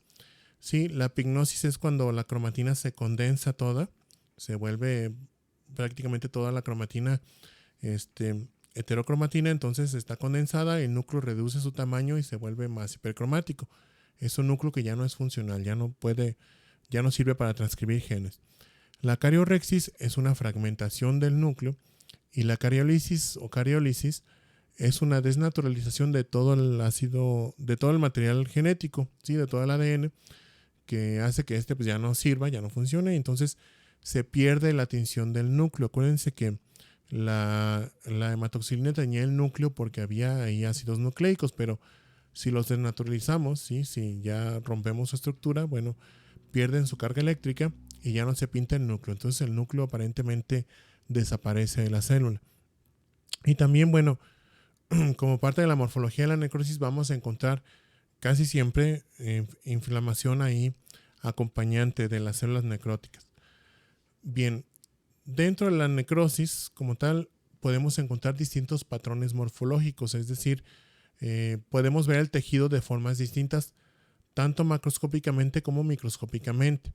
Esto va a depender de factores como la causa de la necrosis, ¿sí? Si es por isquemia, si es por alguna infección por microorganismos, etcétera, el tipo de tejido, ¿sí? Y sobre todo esas dos, la causa de la necrosis y el tipo de tejido, pero pues vamos a ver algunas características distintas que nos ayudan a más o menos englobarla en estos patrones morfológicos. De todos modos sigue siendo necrosis, simplemente la vemos distinta tanto macroscópica como microscópicamente. Entonces tenemos estos 6 patrones principales de necrosis: la coagulativa, la licuefactiva, la gangrenosa, la necrosis gaseosa, la necrosis grasa y la fibrinoide, que vemos en distintas circunstancias. Bien, ahorita los vamos a explicar un poquito mejor. Estos son los cambios nucleares que les dije que se observan en la necrosis. Aquí están representados de forma visual para que los entiendan. La pignosis es una condensación del núcleo, la cariorrexis es una fragmentación y la cariólisis es una desnaturalización de todo el ADN que hace que el núcleo ya no se pinte, ¿sí? Ya no se puede ver. Es ADN que ya no es funcional. Bien, este es un ejemplo de necrosis coagulativa. Recibe ese nombre porque el tejido queda literalmente coagulado, o sea, las células se quedan ahí en su disposición original como estaba normalmente. Aquí vemos en un fragmento de riñón, ¿sí? Este tipo de necrosis se asocia principalmente a la isquemia, es decir, a infartos, cuando deja de llegar riego sanguíneo a una porción de un tejido. Entonces, estos por lo general son bien delimitados y se pueden diferenciar muy bien del tejido circundante que aún está viable, tanto macroscópica como microscópicamente. Aquí estamos viendo un corte histológico de la interfase de esta zona de infarto, zona de necrosis, con el tejido que está ahí a un lado. Entonces, fíjense bien, aquí vemos en la imagen un glomérulo. Yo creo que todos más o menos lo pueden identificar. Este de aquí, esta esfera de aquí es un glomérulo. Y todo lo demás son túbulos. Entonces, si trazamos una línea más o menos aquí en la mitad, fíjense cómo los túbulos que están del lado derecho, aquí voy a señalarles uno, se ven casi iguales a los que están del lado izquierdo. Vamos a señalar también aquí un túbulo, por ejemplo este. Pero ¿qué diferencia tienen? Los del lado derecho ya no tienen núcleos en sus células epiteliales. Fíjense bien, únicamente se ven los citoplasmas, se ven rosas ahí. Los del lado izquierdo sí tienen núcleos, las células están viables. Entonces, las células del lado derecho ya están muertas, pero están todavía acomodadas en su disposición original. Por eso se llama necrosis coagulativa. Es como si se coagulara el tejido y quedara como estaba originalmente. La necrosis licuefactiva la vemos más frecuentemente en el sistema nervioso central. Como este es un tejido más laxo o más blandito, bueno, a la hora de que se necrosa se desbarata, ¿sí? Se nos puede licuar, como dice su nombre. Se rompen las células y se pierde completamente la arquitectura original de ese tejido. Esto, aparte, bueno, le vamos a agregar que muy frecuentemente estas zonas de necrosis se asocian a la colonización por microorganismos. Entonces, los microorganismos por sí mismos liberan sustancias o enzimas que destruyen las células y esto promueve también esta licuefacción o destrucción ahí del tejido. Entonces, ¿cómo los vemos en el microscopio? Únicamente como zonas ahí de amorfas que tienen detritos celulares y mucho infiltrado inflamatorio. Todos estos puntos ahí morados son núcleos de células inflamatorias y ya no se ve aquí la estructura original del tejido. Todo se licuó, ¿sí? Todo se destruyó. La necrosis gaseosa, que es la que vemos aquí en este ejemplo, esa es una forma de necrosis que vemos particularmente en una forma de inflamación que es la llamada inflamación granulomatosa. Sobre todo la vemos en una patología que es muy característica, que es la tuberculosis, ¿sí? Este es un caso de tuberculosis pulmonar. Aquí estamos viendo un fragmento de pulmón. Fíjense cómo del lado izquierdo se puede ver cómo es como una esponjita. Es un pulmón, perdón, que tiene esta zona de necrosis, todo esto que se ve blanquecino en la zona de necrosis. Le pusieron necrosis gaseosa porque al que la describió por primera vez, bueno, se le afiguró un poquito como el queso, ¿sí? Entonces esa coloración, esa consistencia a lo mejor, que se ve así sólida y blanquecina, bueno, pensaron en queso. Entonces es el nombre que le pusieron. En el microscopio la vamos a ver casi siempre formando parte de lesiones inflamatorias, o de, no lesiones, más bien de estructuras ahí de células inflamatorias que se llaman granulomas. Los vamos a ver estos en la próxima semana en la clase de inflamación. Los granulomas están compuestos por células epitelioides, que son macrófagos, y linfocitos periféricos. Entonces, algunos granulomas, como este que vemos aquí señalado con la flecha, pueden presentar necrosis de este tipo. Entonces, es necrosis gaseosa central. Se ven todas las células ahí ya destruidas, se ven detritos celulares, y entre estas células puede haber células inflamatorias como esta célula gigante que está aquí. Entre esas zonas de necrosis también es donde frecuentemente vamos a encontrar los microorganismos. En este caso de la tuberculosis, bueno, al Mycobacterium tuberculosis lo podemos encontrar ahí en esas zonas de necrosis. La necrosis grasa, como la que vemos aquí, es otro tipo de necrosis que en este caso lo vemos en el tejido graso, como dice su nombre. Y bueno, esa tiene algunas características particulares dependiendo de dónde se produzca. Por ejemplo, Este es un caso de necrosis grasa que se produjo en una pancreatitis. La pancreatitis es una inflamación y necrosis del parénquima pancreático. Entonces, cuando se destruye parte del páncreas exócrino, acuérdense que este produce enzimas para ayudar a la digestión. Entre esas enzimas produce lipasas que destruyen los ácidos grasos o las grasas. Entonces, al romperse el páncreas, las lipasas actúan sobre el tejido adiposo que forma parte ahí de los omentos y del epiplón.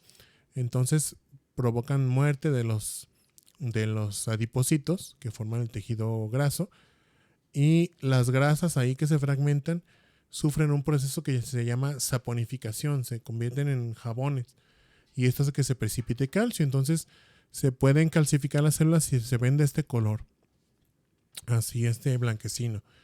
De hecho, esto le sirve al cirujano para saber qué tanto tejido de este graso retirar durante la cirugía para las pancreatitis agudas. Si lo siguen viendo así muy blanco, quiere decir que está necrótico, entonces siguen resecando este tejido. Ya en el microscopio, bueno, lo vemos, la necrosis grasa pues es necrosis de los adipocitos. Entonces vamos a ver tejido graso residual, vamos a ver adipocitos necróticos, restos celulares, que es todo esto que se ve más eosinófilo en la imagen de la derecha, y podemos ver también células inflamatorias que están comiéndose esas grasas de los adipocitos. Aquí las estamos viendo. Todas estas células son macrófagos. Aquí vamos señalando uno. Este es un macrófago que está lleno de grasas, ¿sí? En su citoplasma. Es un macrófago espumoso. Se comió las grasas que liberó ese adipocito cuando se murió, ¿sí? Cuando se necrosó. Y finalmente, bueno, la necrosis fibrinoide. Esta la vemos en un tipo particular de lesiones o de patologías que serían las vasculitis. Es una necrosis que se presenta en los vasos sanguíneos y se llama así porque se deposita este material que vemos aquí en la fotografía, este material eosinófilo intenso que se parece a la fibrina, ¿sí? Por eso fibrinoide. Cuando ustedes escuchen esto, lo van a estar escuchando de forma rutinaria en casi todas las clases, que le pongamos ese sufijo oide a alguna palabra. Como ahorita también les dije, por ejemplo, los granulomas, células epitelioides, ¿sí? Esto, necrosis fibrinoide. Cuando le ponemos eso de oide a alguna palabra, quiere decir como parecido a, pero que no es, ¿sí? Esto es parecido a la fibrina, pero no es fibrina. Sí tiene algo de fibrina ahí, pero está principalmente formada por complejos inmunes, ¿sí? Complejos de antígeno y anticuerpo. O las células epitelioides, en el caso de los granulomas, bueno, parecen células epiteliales, pero no son macrófagos. Bien, la otra forma principal de muerte celular es la apoptosis. Esta, antes le llamaban así, como que se hacía muy sencillo decir, es la muerte celular programada, y la muerte celular programada. No necesariamente es una muerte programada. En algunas células sí ya tienen un tiempo de vida, ya hay un tiempo de vida determinado, ¿sí? Entonces, al terminar ese tiempo de vida, bueno, se mueren por apoptosis. Pero puede haber alguna lesión en una célula que va a causarnos o a inducirnos una apoptosis sin que necesariamente haya estado programada.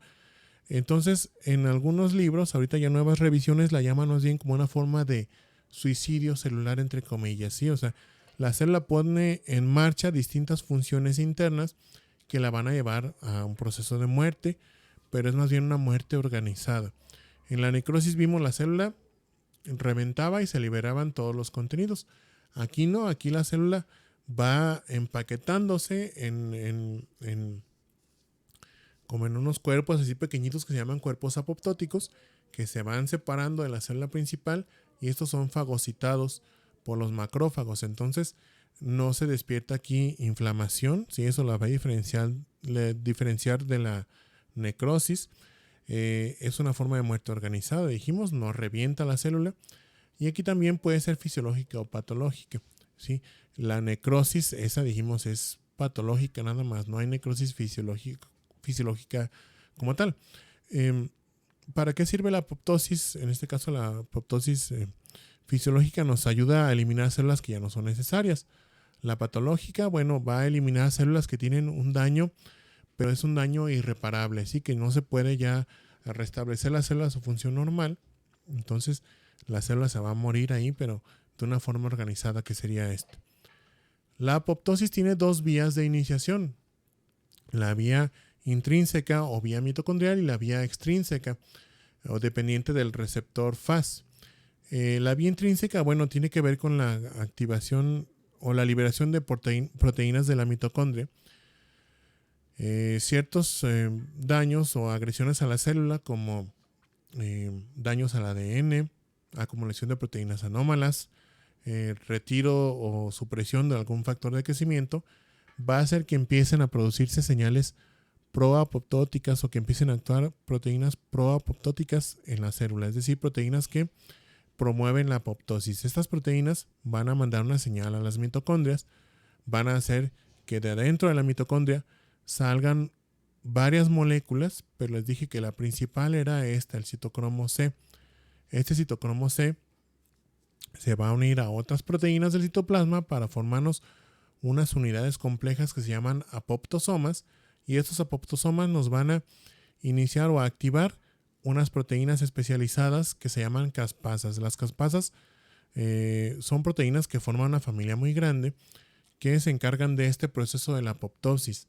Tenemos en general de dos tipos: las caspasas iniciadoras, que son las que se activan y después le mandan una señal a la que sigue y a la que sigue, es decir, mandan una señal en cascada, y después las caspasas ejecutoras, que son las que ya se encargan de hacer procesos para destruir la célula.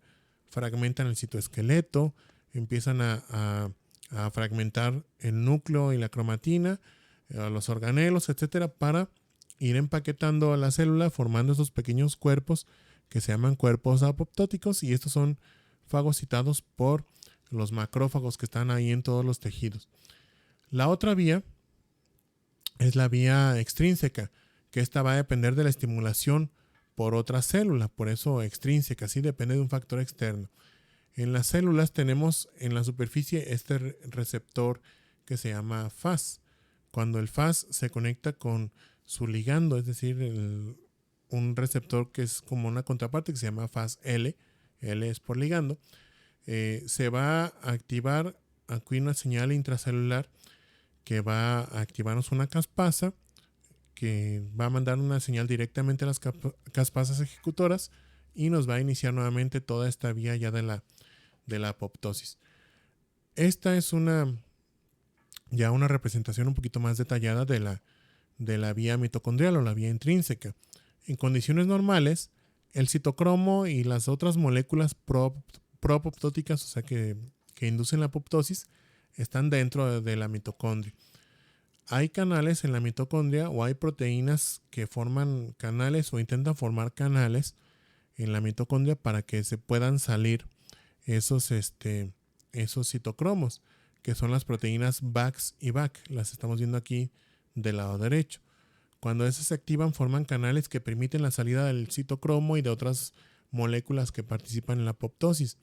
Entonces, en condiciones normales, cuando la célula está en homeostasis o está recibiendo también una señal que le llaman de supervivencia porque está recibiendo a lo mejor un factor de crecimiento, empiezan o están actuando de forma normal proteínas antiapoptóticas, es decir, que previenen la apoptosis.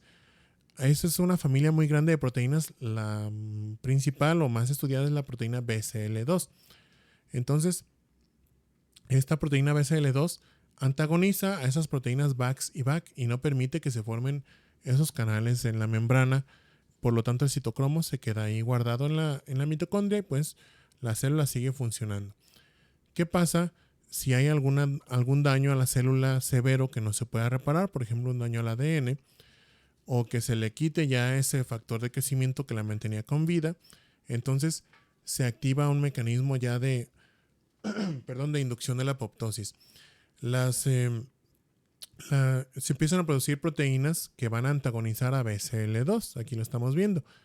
Van a bloquear la acción de BCL2, entonces van a promover también la acción o activación de las proteínas BAX y BAC. Se van a formar estos canales en la membrana mitocondrial. Van a salir las proteínas ahí proapoptóticas se van a formar las unidades que les dije que son los apoptosomas, que van a activar las caspasas y pues viene ya ahora sí el proceso de apoptosis. En este otro esquema está representada la vía extrínseca, ¿sí? La que depende del receptor FAS, que aquí lo estamos viendo, es un receptor transmembranal que está en la membrana del citoplasma de la célula y está unido a una proteína que le llaman el dominio de muerte, ¿sí? ¿Por qué? Pues porque esta, si se activa, va a empezar el proceso de muerte de la célula. A este dominio de muerte está unida la procaspasa 8. Esta vía es más directa que la vía intrínseca, ¿sí? Ahí se forman los apoptosomas, se activan las caspasas iniciadoras y estas mandan una señal en cascada hasta activar a las ejecutoras. Aquí nos vamos directo y sin escalas. Cuando se activa el dominio de muerte, la procaspasa 8 se convierte en caspasa 8 y esta nos va a activar a estas tres procaspasas, la 3, la 6 y la 7, que son caspasas ejecutoras. Entonces, cuando se activan, la caspasa 3, por ejemplo, va a activar a las endonucleasas, que son enzimas dentro del núcleo que van a fragmentar el ADN. Va a activar también proteínas nucleares que van a encargarse de plegar el núcleo e irlo fragmentando. Y la caspasa, bueno, en general las tres, también se activan enzimas que rompen o fragmentan el citoesqueleto, ¿sí? Para poder facilitar este plegamiento de la célula y la separación después de los cuerpos apoptóticos. Bien, en la apoptosis vamos a ver una morfología distinta de la necrosis. En la necrosis nada más veíamos que aumentaba la eosinofilia, el núcleo se nos desaparecía o se fragmentaba o se hacía pequeñito y se liberaban componentes del citoplasma al exterior. Veíamos extravasación de componentes citoplasmáticos. Aquí la vemos muy diferente. Empezando por el núcleo de la célula, la cromatina se va a ver condensada. Entonces el núcleo se va a ver pequeñito e hipercromático, muy parecido a la epignosis, pero el proceso no es el mismo. Vamos a ver también retracción celular. Como se rompe el citoesqueleto de la célula se encoge, ¿sí? Empieza a retraerse. Esta retracción del citoplasma va a hacer que se vea aparentemente más denso, entonces lo podemos ver más eosinófilo. Se empiezan a formar también las bulas citoplasmáticas y los cuerpos apoptósicos, que los podemos ver como pequeñas burbujitas ahí que tienen citoplasma y fragmentos de núcleo. Y podemos ver también la fagocitosis activa. Podemos ver ahí macrófagos que están fagocitando esos cuerpos apoptóticos, pero no vamos a ver una respuesta inflamatoria aguda como la veríamos en la necrosis, ¿sí? Aquí nada más están los macrófagos que están normalmente en los tejidos fagocitando estos cuerpos apoptóticos. Aquí vemos un ejemplo de una apoptosis. Este es un corte histológico de piel. Todos estos son queratinocitos. Y vean como aquí en el centro vemos un queratinocito apoptótico. Se ve retraído, está redondito. Ya no tiene esa forma poligonal que tienen los queratinocitos normales, las células de la piel. Se ve más denso el citoplasma porque está condensado, se ve eosinófilo. Y el núcleo también se ve más pintado, sí, más hipercromático porque la cromatina está condensada. Aparte, las células de epidermis normalmente están pegadas una con la otra. Esta ya la vemos separada, así la vemos independiente, porque se fragmentó el citoesqueleto y entre esos se fragmentaron pues las uniones estas de los desmosomas que lo mantenían unida a esta célula con las células vecinas. Bueno, esta es una imagen de microscopía electrónica de células de un cultivo celular a las que se les indujo la apoptosis para que vean cómo se margina la cromatina. Este es un núcleo celular y la cromatina está pegándose a los bordes o a la pared, a la membrana nuclear para después empezar a fragmentar el núcleo. ¿Sí? No es igual que la epignosis. En la epignosis todo el núcleo se compactaba, la cromatina se condensaba. Bien. Y bueno, también podemos ver, por lo general nada más vemos esta morfología en las células apoptóticas, pero también podemos ver la fagocitosis de los cuerpos apoptóticos. No es tan común verla en las apoptosis que vemos ahí de forma espontánea en los tejidos, porque por lo general no son muchas, pero hay condiciones o hay algunos tipos de lesiones donde podemos ver muchas apoptosis. Este caso particular es de una neoplasia maligna. Este es un linfoma de Burkitt. Sí, lo vamos a ver ya a detalle cuando veamos los linfomas.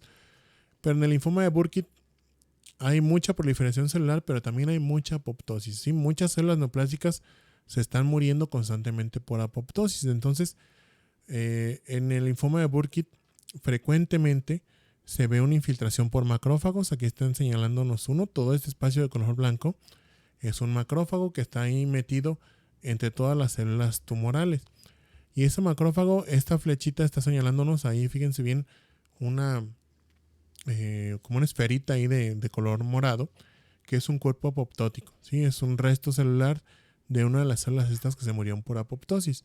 Aquí lo podemos ver más fácil. En ocasiones cuando hay muchas apoptosis, a lo mejor porque está habiendo una atrofia de un tejido, bueno, se pueden ver los macrófagos ahí fagocitando, pero normalmente no los vemos, ¿sí? O no los vemos así en abundancia. Aquí es un buen ejemplo de cómo podemos visualizarlos, ¿sí? Ahí consumiendo cuerpos apoptóticos. Donde los podemos ver también es en el ganglio linfático. Ahí pasa lo mismo. En una parte del ganglio linfático donde están los linfocitos proliferando, podemos tener linfocitos que no sirven para la función, para la respuesta inflamatoria, o que tienen capacidad de ser autorreactivos, es decir, de causarnos una enfermedad autoinmune. Entonces a esos linfocitos se les induce la apoptosis. Como ahí está acelerada la proliferación, también hay mucha apoptosis, y podemos ver también en los ganglios linfáticos o en general en los órganos linfoides macrófagos así como que tienen cuerpos apoptósicos. Bien, ya casi para terminar, vamos a hablar muy brevemente de otras vías de muerte celular. Estas no las vamos a detallar, nada más vamos a mencionarlas ahorita. Las dos principales dijimos son la necrosis y la apoptosis. Estas son algunas variaciones, ¿sí? de las formas de muerte celular. Por ejemplo, la necroptosis, como suena su nombre, es una forma combinada, así entre comillas, de la necrosis y la apoptosis. ¿Por qué se llama así? Bueno, es como una forma de necrosis, pero que está estimulada por señales o procesos internos de la célula, como lo hace la apoptosis. Se empiezan a mandar señales en el interior de la célula, que mandan señales a las mitocondrias, y esto pueden activarse a veces las caspasas también, pero lo que va a suceder a fin de cuentas que se va a terminar la energía de la célula y se van a romper las membranas celulares, entonces la célula va a reventar. Es como si fuera una apoptosis, pero que a mitad de camino, esto está dicho de forma muy burda, si no lo tomen así literal, se convirtió en una necrosis, ¿sí? O sea, empezó como una apoptosis, pero terminó con la ruptura de la célula, entonces por eso está combinado ahí el nombre. La piroptosis es una apoptosis, no es como una apoptosis, es una apoptosis que se da en cierto tipo de células, por ejemplo las células inflamatorias, que al morir liberan citocinas que inducen la fiebre. Entonces esto es viene de pirosis, ¿sí? Entonces es una apoptosis que nos va a inducir una fiebre. La autofagia, bueno, esta es una forma de muerte celular también en la que la célula se va consumiendo a sí misma, ya lo vimos, consume partes de sus organelos, pero a fin de cuentas nos va a llevar también a una apoptosis, ¿sí? La autofagia no es una muerte definitiva, sino que va mermando poco a poquito las reservas energéticas de la célula, y todo cuando ya llega a un límite en el que la célula ya no puede estar haciendo autofagia para sobrevivir, la célula se muere por apoptosis. La entosis, que está aquí al último, nos vamos a brincar esta poquito. La entosis es una forma de muerte también en el que una célula que no está especializada en hacer fagocitosis se come literalmente a otra célula que está dañada. Por ejemplo, los hepatocitos pueden hacer esto. Cuando hay algún hepatocito que está infectado por un virus o que tiene un potencial ahí maligno, bueno, a veces los hepatocitos vecinos o algún hepatocito vecino se lo puede comer. Si esa es una forma de engullir a una célula potencialmente dañina. Y la netosis, esta que nos brincamos, es una forma especializada que se ve en los neutrófilos. Las NETs, en inglés significa Neutrophil Extracellular Trap o trampa extracelular de neutrófilos. Esta es una forma de muerte que está muy curiosa, muy interesante por el proceso que se da. Los neutrófilos se especializan en destruir microorganismos, esa es su función principal. Entonces, cuando detectan que hay muchos microorganismos, estos pueden activar una serie de enzimas que hacen que su cromatina se desenrolle y después la expulsan, o sea, literalmente revientan su núcleo y expulsan su citoplasma, expulsan de la membrana citoplasmática la cromatina, pero formando una red. Por eso les dejaron también este nombre de NETs. Net es red en inglés.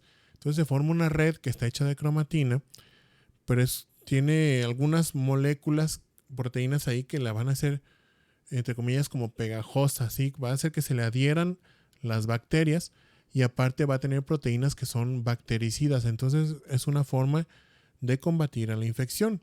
Aquí pues se va a sacrificar el neutrófilo, pero con la cromatina que tiene la va a usar como si fuera una red, la expulsa, atrapa bacterias y ya esas bacterias empiezan a morirse o se detienen ahí, se quedan atrapadas y después llega otra célula y las fagocita.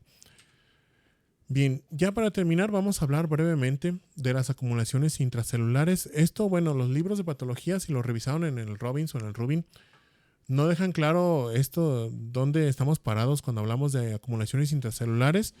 No lo mencionan como que sea una forma de lesión, sino que pueden ser manifestaciones tanto de lesión o de muerte celular. Pero pues vamos a revisarlas así muy brevemente. Se pueden acumular muchas sustancias dentro de las células. Aquí vemos las principales: lípidos, colesterol, proteínas, pigmentos, glucógeno, calcio y amiloide. Entonces vamos a ver algunos ejemplos. Esta es una acumulación de lípidos. Este es un corte histológico de parénquima del hígado. Entonces este es el llamado hígado graso o se me fue el nombre. Es el hígado graso. Es una acumulación de grasa dentro de los hepatocitos. Estatosis, sí, estatosis hepática es el nombrecito. Se acumulan ácidos grasos o grasas aquí dentro del hígado, dentro de los hepatocitos en particular, y forman estas vacuolas. ¿Sí? Todas estas esferas de color blanco son burbujas llenas de grasa que están dentro de los hepatocitos. Ya dependiendo que si las vemos pequeñitas o grandes, bueno, los patólogos le vamos a decir que es una estatosis microvesicular, macrovesicular o micro y macro, ¿sí? Combinada. Este es otro ejemplo de acumulación de grasas, pero en particular es colesterol. Esta es la llamada colesterolosis. Aquí en la imagen estamos viendo un corte histológico de la mucosa de la vesícula biliar. Todo esto es, este es el epitelio. Aquí está formando, aquí vendría la membrana basal del epitelio. Todo lo que está arriba de eso es el epitelio de la mucosa de la vesícula. Y aquí, estas células que se quedan aquí debajo del epitelio son macrófagos, ¿sí? Macrófagos espumosos, como el que les señalé en la necrosis grasa. Nada más que estos macrófagos están llenos de colesterol. Y nuestras células, ya saben, ninguna de nuestras células tiene capacidad de degradar completamente el colesterol. Únicamente lo podemos medio... De hecho, no le hacemos nada al colesterol, únicamente lo estamos utilizando como elemento a veces de hormonas o de otras sustancias como la bilis, por ejemplo, pero no lo podemos fragmentar para eliminarlo. Por eso a nosotros se nos acumula el colesterol y nos da aterosclerosis o hipercolesterolemia, etc. Entonces los macrófagos aquí se comieron el colesterol que estaba formando parte de la bilis, aquí en la luz de la vesícula biliar, y se quedaron ahí atrapados, no lo pudieron digerir y pues ya se quedan ahí nada más formando acumulaciones en la lámina propia de este epitelio. La lámina propia es este tejido conectivo que le da sostén al epitelio. ¿Por qué vemos muchos ahí? Bueno, porque el colesterol funciona como quimiotáctico. Esto lo vamos a ver en el próximo capítulo, pero un quimiotáctico es una molécula que atrae a algún tipo específico de célula. Entonces, el colesterol es un agente quimiotáctico de los macrófagos. Los va a atraer a los macrófagos.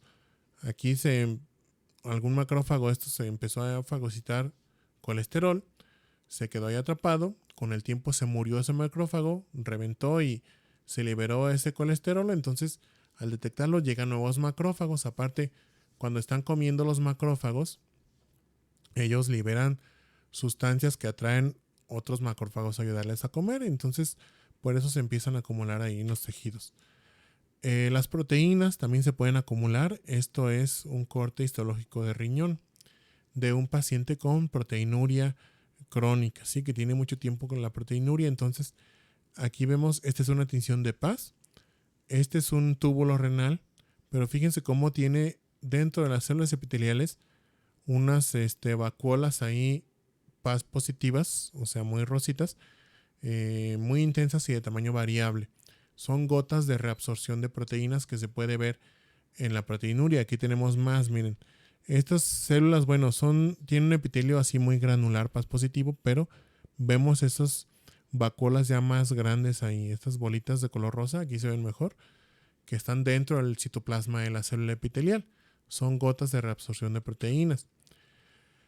Los pigmentos, bueno, hay muchos. Este es lipofuscina, que se puede depositar en las células cuando tienen una lesión, por ejemplo, una isquemia transitoria, como sería este caso.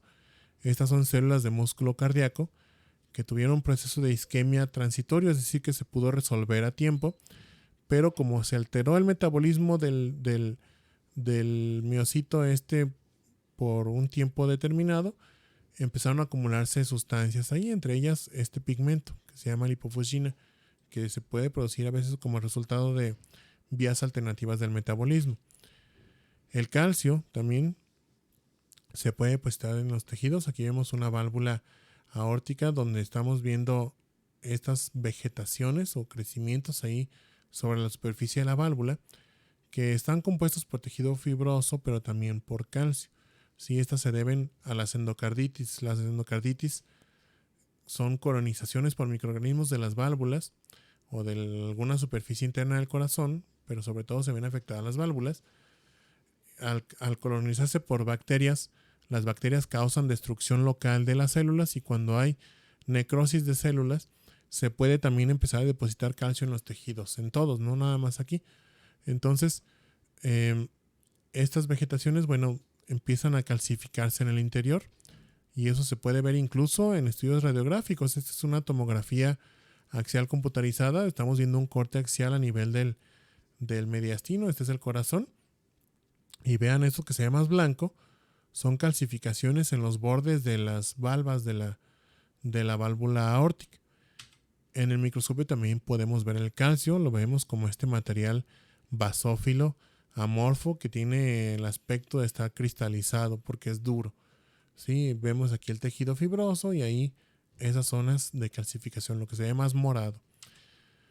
O el amiloide. Ya habíamos visto un ejemplo cuando hablamos de tinciones especiales. Esta es una biopsia, no me acuerdo, es una biopsia renal. Y hay depósitos de amiloide aquí en los vasos sanguíneos y también aquí en el epitelio tubular. No es una biopsia renal, parece páncreas, no sé. Bueno, pero aquí estamos viendo el depósito de amiloide. Es una tinción de rojo Congo. El rojo Congo nos pinta de color rojo las zonas que son sospechosas para depósitos de amiloide, pero les dije que hay que después aplicar luz polarizada para ver si refringe o no, si brilla. Si lo vemos que brilla de un color verde manzana, como vemos aquí en la imagen de la derecha, bueno, es un depósito de amiloide. Bien, con esto terminamos el capítulo de hoy. No sé si haya alguna duda o algo que no hayan entendido de este segundo tema. Todo claro, profe. Todo muy bien. Si no hay más dudas, entonces por mi parte es todo. Pásensela muy bien el fin de semana, cuídense mucho y nos vemos la próxima semana. Hasta luego. Muchas gracias. Gracias. Hasta luego, profe. Gracias.